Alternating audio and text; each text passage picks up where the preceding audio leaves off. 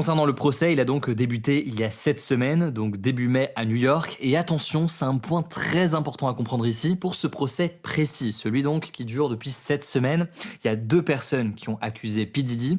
Il s'agit donc de Cassie ainsi qu'une autre femme, on le disait, présentée sous le pseudonyme de Jane. Et concernant les près de 120 plaintes dont vous avez par ailleurs entendu parler, ce sont des plaintes qui ont été déposées, mais qui ne sont pas jugées dans le procès qu'on évoque ici.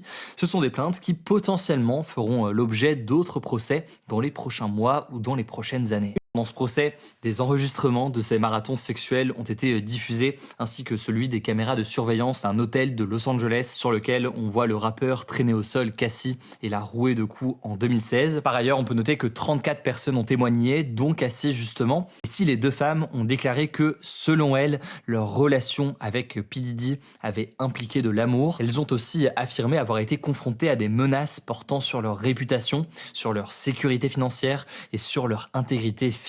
De son côté, P. Diddy a refusé de témoigner, ce qui est une stratégie assez courante de la défense aux États-Unis. Il a par ailleurs plaidé non coupable et selon lui, toutes les relations étaient consenties.